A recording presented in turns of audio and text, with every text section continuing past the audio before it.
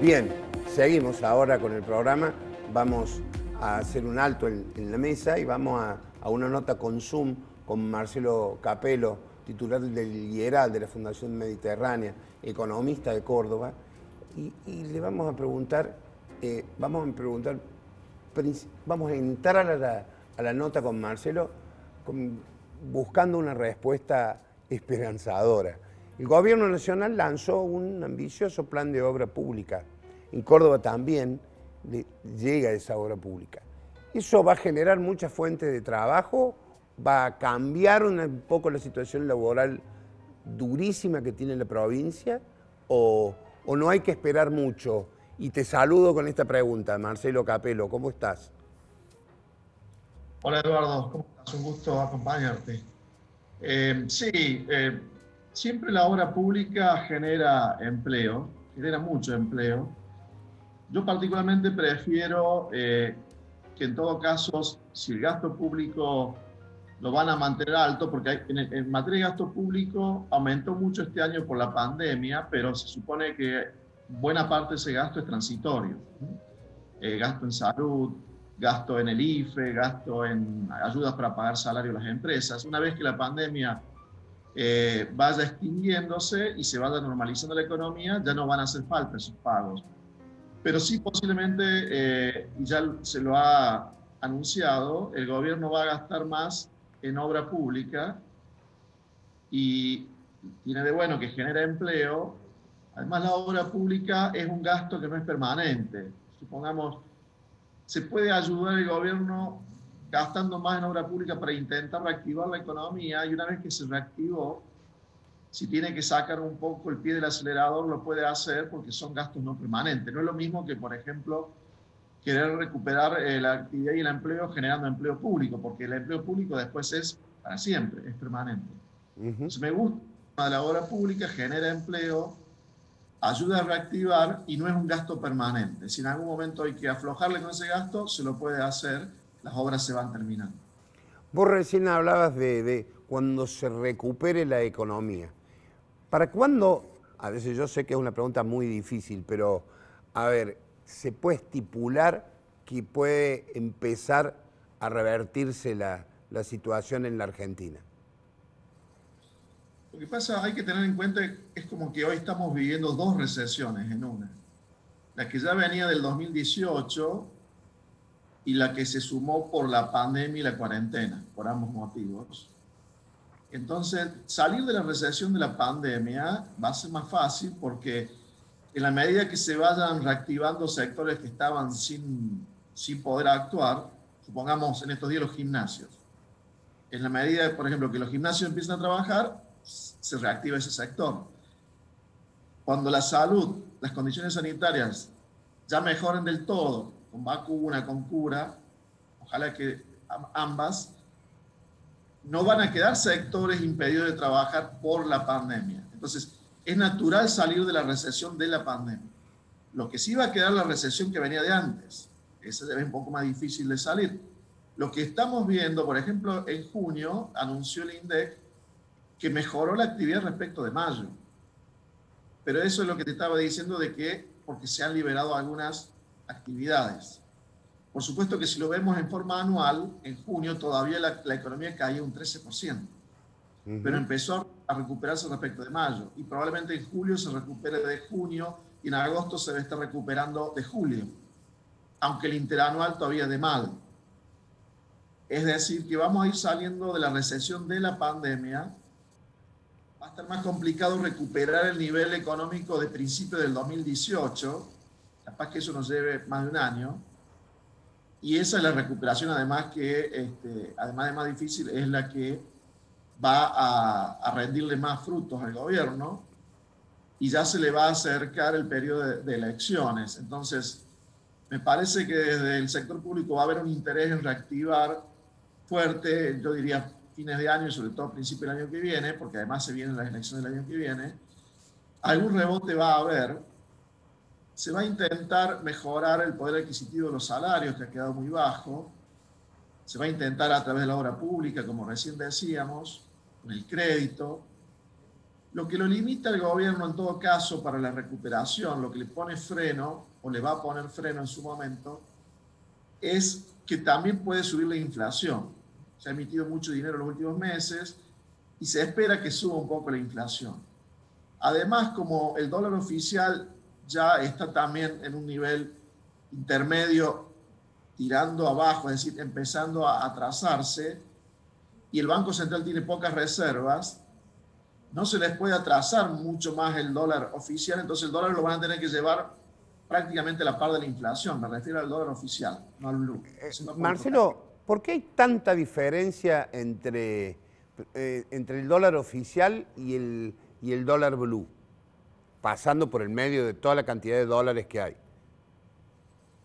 Tiene que ver porque hay controles, porque la gente puede comprar hasta $200 por mes, una serie de controles. Pero, por ejemplo, esta semana que ha subido un poco más el blue, tiene que ver precisamente con la expectativa de que no te dejen más comprar los $200, o sea, que haya más restricciones. Mientras más restricciones haya, más diferencia puede haber entre el blue y el oficial. Ese es el problema de restringir más la venta de dólares, que supuestamente es una de las cosas que están analizando. También pueden restringir más las importaciones. El tema es que el Banco Central tiene pocos dólares de libre disponibilidad. De libre disponibilidad el Banco Central tiene menos de 10.000 millones de dólares. Pareció en 2015. Se habla de una disminución de la posibilidad de comprar, inclusive de la posibilidad de suspender y prohibir la venta de dólares. ¿Te parece que eso es bueno, que es una medida necesaria o no? También se habla de que, como en alguna otra oportunidad, hay que pedir permiso para comprar. Entonces la AFIP te puede dar permiso. No, es otra forma de restringir, como ocurría en 2013, 2014, que tengas que pedir permiso por la web cuando vas a comprar. A ver, para cuidar las reservas en el corto plazo, para cuidar las reservas es bueno porque el Banco Central pierde menos reservas, pero genera más incertidumbre y más desconfianza.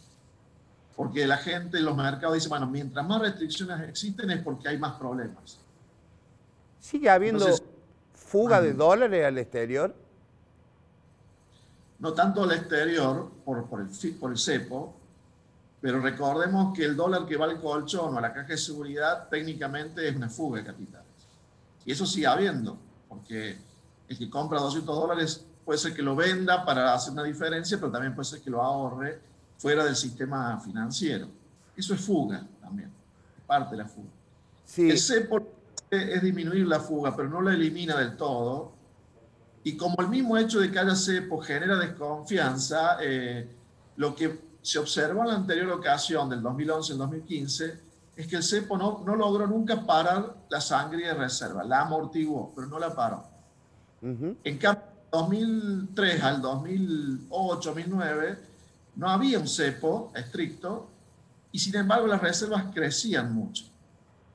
Está bien. Por eso, vos y yo sabemos hoy que, por ejemplo, la persona que compra esos $200, en una gran mayoría se dedica a hacer el llamado rulo, compra a un precio oficial, lo vende en el blue y le quedan exactamente casi 5.500 pesos que le ayudan a lo mejor para llegar a fin de mes. No es mucho, pero es casi una extra que se hace la familia o una persona, ¿no? Y prácticamente es la mitad de la ayuda que se denomina el IFE, el ingreso familiar extraordinario. O sea, con ese rulo aumentas el 50% de la ayuda que te da el Estado. Por ejemplo, si alguien usó el IFE para comprar dólares, es muy tentador, por supuesto. Bueno, esa diferencia va a ser difícil que la bajen entre el blue y el oficial, porque hay pocos dólares en las reservas. Mientras haya pocos dólares en las reservas, va a haber algún tipo de cepo, y el cepo lleva a que haya dólar blue y que se vaya ampliando la diferencia si cada vez se ponen más restricciones. Y lo que te decía hace un rato es que, dado que el dólar oficial no lo van a poder atrasar mucho más porque ya está empezando a quedar un poco bajo, y el dólar oficial es el que le pega a la inflación, no tanto el blue, sino el dólar oficial. Entonces, cuando quieran recuperar salarios que están bajos, pero también va a subir la inflación, entonces no le va a resultar fácil al gobierno recuperar el poder adquisitivo. Porque va a haber dos fuerzas ahí que le van a jugar, una a favor, va a querer recuperar salarios, la otra en contra, la suba de la inflación por todo lo que ya emitió y lo que va a seguir emitiendo si sigue teniendo déficit fiscal, y porque además el dólar ya no se le puede atrasar más, y si lo tienen que mantener a raya en términos de que el dólar oficial suba más o menos como la inflación, entonces es difícil bajar la inflación. En todo caso, es más factible que ¿Y suba. por dónde pasaría, de acuerdo a tu mirada, la respuesta? Esto para ir terminando esta gentileza que has tenido con nosotros. ¿Por dónde pasaría la salida de la economía argentina? ¿Qué habría que hacer? Mira, hay algo bueno de lo que se estuvo hablando esta semana, un poco atípico en el peronismo, te diría, que es hablar mucho de exportar. Vi alguna entrevista a Culfas, al ministro de Producción, también al ministro de Hacienda, a Guzmán, y se habla mucho de exportar, y exportar con valor agregado, por supuesto. Eso no formaba tradicionalmente parte del discurso del peronismo, que siempre fue más del mercado interno y de sustituir importaciones. Eso es un cambio, hay que prestarle atención, a ver si hay un plan serio, se anuncia algo serio para tratar de exportar más. Porque cuando te faltan dólares, siempre Argentina, ¿qué intenta? Cepos, control de importaciones, pero no la que es más difícil, pero que es la única que te da resultado a largo plazo, que es tratar de exportar mucho más y generar dólares exportando. Si vos generás muchos dólares exportando, no te hace falta el cepo. Pero claro, y si a veces lleva más de 2 años, de 4 años lograr éxito, y la política te va comiendo, porque se vota el año que viene. Un poco lo que le pasó a Macri, hizo pasar a una economía, en ese sentido, más competitiva, con un dólar más alto, que exporte más, pero en el corto plazo eso le generó recesión, le generó costo político, se vota cada 2 años y finalmente lo sacaron del gobierno. ¿Y vos avisorás que le puede pasar algo más o menos parecido a Alberto Fernández? Mirá, para ganar la elección del año que viene, los políticos, cualquier político normalmente va a tratar de incentivar la economía para llegar a una economía mejor, con más poder adquisitivo, con más consumo. Pero si lo haces yendo solo hacia el consumo y solo al mercado interno, a lo mejor llegas bien a la elección, pero lo más probable es que ya no llegues a la otra elección bien, que es la del 2023. Porque ese es el caminito de corto plazo que siempre hizo Argentina. Tratar de consumir más sin exportar más. Y el límite de esa estrategia son los dólares del Banco Central. Lo ideal sería exportar cada vez más e ir equilibradamente con el mercado interno para que ambos crezcan a la vez. No que crezca y el otro se estanque, porque te lleva a una crisis. Si vos solo vas al mercado interno y no exportás, te quedas sin dólares. Devaluás y cuando devaluás se te viene todo a pique, todo lo que ganaste antes de salario se te cae ahí y caes en una recesión. Ahora, si solamente querés exportar y con un mercado interno muy, muy chato, no tiene tampoco viabilidad social, que es un poco lo que pasa del 2018 al 2020. Hay que encontrar un equilibrio y a Argentina le cuesta encontrar ese equilibrio. Marcelo, como siempre te agradecemos mucho el contacto que has tenido con este programa. Te dejo un gran abrazo y muchas gracias. Ustedes, Eduardo. Hasta la próxima. Muy bien, hasta siempre. Bueno, las salidas de Argentina y los problemas con el dólar y la economía argentina es todo siempre un vivimos en eso, ¿no? Vivimos en eso. Yo tengo una mirada optimista, no puede ser ingenua, ¿no? Pues yo digo, va a venir un tiempo de mucha necesidad de alimentos en el mundo. Post pandemia.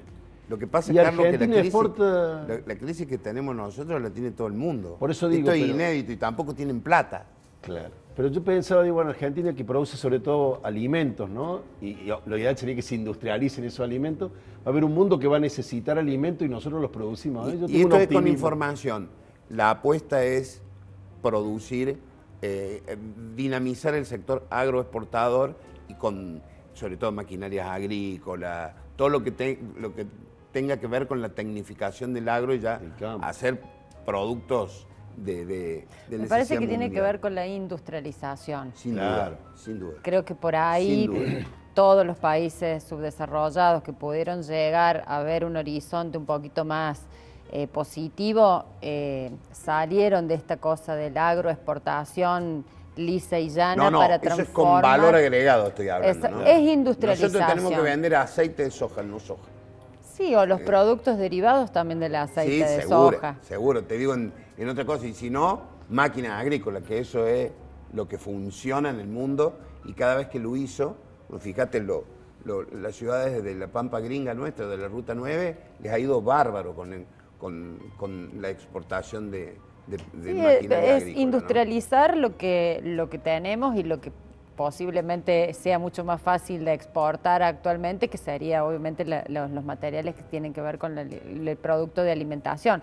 Pero creo que, bueno, lo que estaba hablando recién el economista tiene que ver con la industrialización, no tanto con el sector agroexportador, solamente. Lo que pasa que... Pero para eso hay que invertir. El agro en la Argentina es lo que más genera, es decir, te genera una buena cosecha, te permite hacer un montón de cosas para tecnificar el agro, hacer... Yo iría un poquito más allá. Tecnificar el agro no es lo mismo que industrializar o tener una industrialización de los alimentos. Para industrializar, claro. Porque nosotros estamos vendiendo soja y maíz últimamente. Y nada más. Y nada más. Y nada más. No. También vendemos aceite. No somos tampoco tan exportadores como creemos que somos. No, por supuesto. Lo que sí tengo dudas yo es que nosotros seamos subdesarrollados. Si uno Habría anda por el mundo... Pero digamos, con ese objetivo, como dice la Julia, de industrializar, ahí también entra la ciencia, ¿no? Exactamente. O sea, todo el...